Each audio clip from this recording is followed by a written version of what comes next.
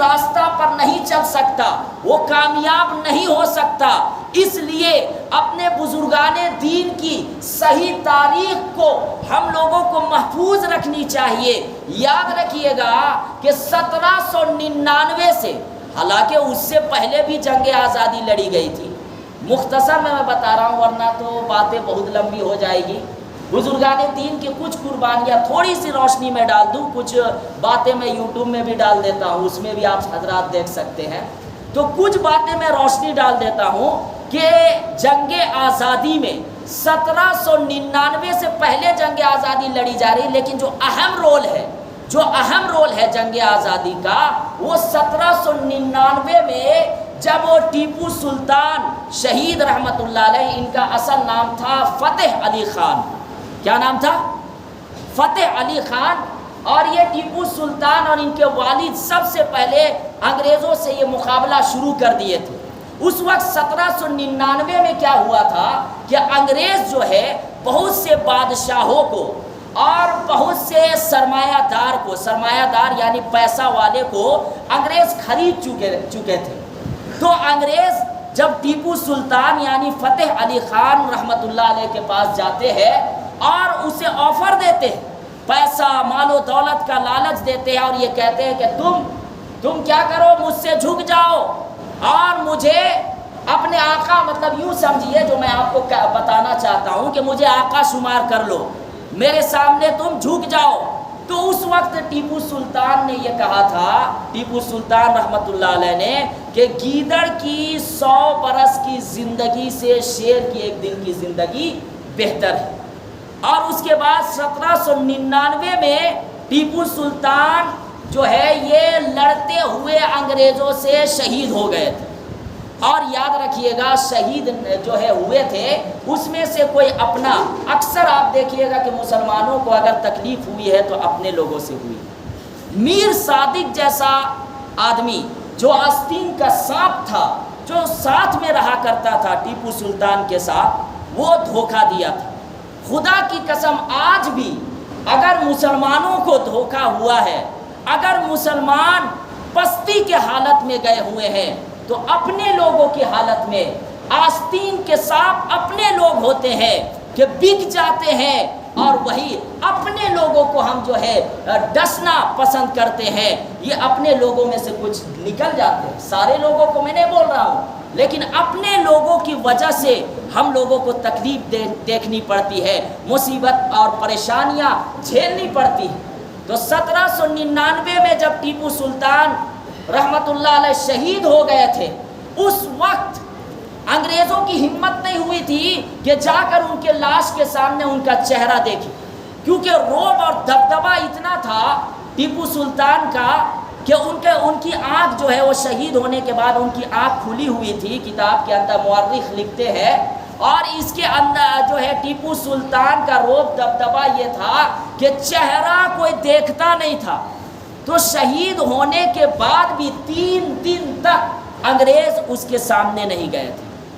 ٹیپو سلطان رحمت اللہ علیہ کے سامنے انگریز 3 دن تک ان کی لاش کے سامنے نہیں گئے تھے۔ یہ رعب اور دبدبہ تھا۔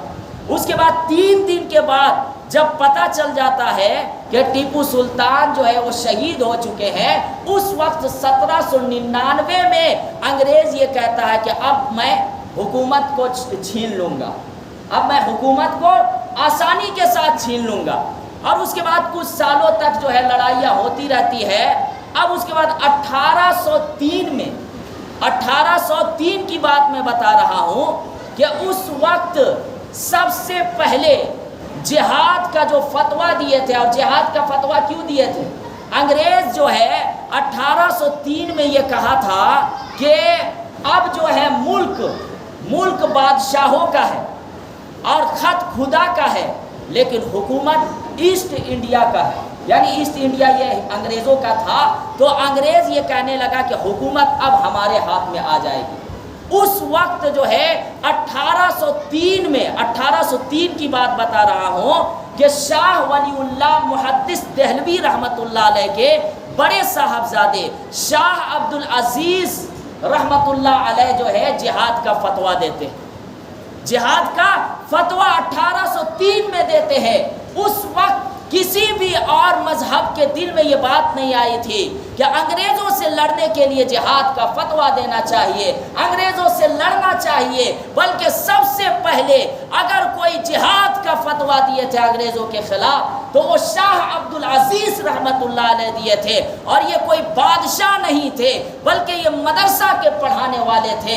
ये जो उसके साथ फिर और भी चंद उलमाए किराम जुड़ जाते हैं। उलमाए किराम से शाह अब्दुल अजीज़ रहमतुल्लाह अलैह बैत लेते हैं और ये कहते हैं कि तुम अपने लिए कफन तैयार कर लो, क्योंकि अब अंग्रेज़ों से हमें मुकाबला करना है। और उसके बाद ये कोई जो है हुक्मरान नहीं थे बल्कि मदरसा और मस्जिद से निकले हुए थे जो अंग्रेज़ों के खिलाफ जिहाद का फतवा कौन दिया? शाह अब्दुल अजीज़ रहमतुल्लाह अलैह। और इसकी वजह से दिल्ली से उनको निकाल दिया गया था, दिल्ली के अंदर से उनको निकाल दिया गया था और उनकी जितनी भी जायदादें हैं वो सब हड़प लिया। कौन? अंग्रेज़ों ने शाह अब्दुल अजीज़ रहमतुल्लाह अलैह का। यहाँ तक के शाह अब्दुल अजीज़ को इतनी तकालीफ दी गई, इतनी तकालीफ दी गई कि दिल्ली उनको मजबूरन छोड़ना पड़ा, लेकिन उस वक्त अपनी हिम्मत वो नहीं हारे। जाकर मुसलमानों से मिलते थे, मुसलमानों से मिलते थे। और याद रखिएगा, अंग्रेज़ों को अगर सबसे ज़्यादा दुश्मनी थी तो वो मुसलमानों से थी। क्यों?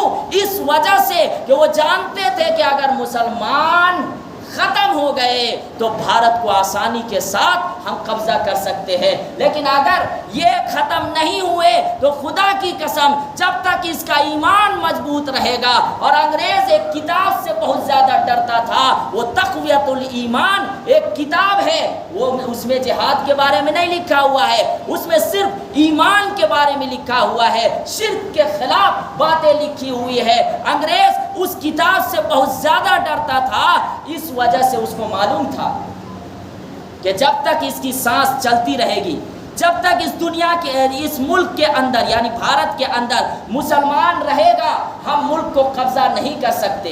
1803 के बाद जब शाह अब्दुल अजीज़ रहमतुल्लाह अलैह को जो है मुख्तसर में मैं बता रहा हूँ, बातें बहुत लंबी है, तो ये जो है उलमाए किराम से बैत लेते रहे, मुसलमानों से मिलते रहे, इनको दिल्ली से निकाल दिया गया, इनकी जायदाद को अंग्रेज़ जो है हड़प लिए। उसके बाद फिर क्या हुआ? शाह अब्दुल अजीज़ रहमतुल्लाह अलैह अपने जब जो है उलमाए किराम को शहीद करते करते 2 शागिर्द ये तैयार किए थे। बहुत से उलमाए किराम को शहीद कर दिया गया था, तो ये 2 शागिर्द तैयार करते हैं शाह अब्दुल अजीज़ रहमतुल्लाह अलैह। एक शागिर्द इनका था शाह अहमद इस्माइल शहीद रहमतुल्लाह अलैह, और शाह अहमद और इसी तरीके से एक शाह इस्माइल शहीद रहमतुल्लाह अलैह।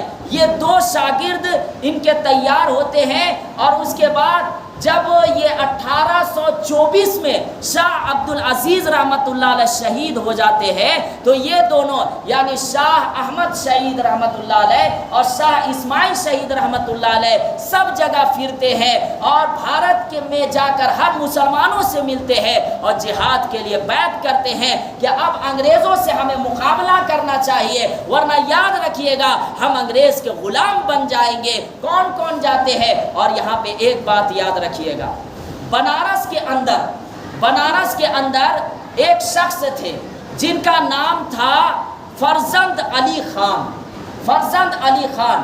ये लोग जो है कितनी कुर्बानियाँ दिए हैं मैं मुख्तसर में बता रहा हूँ।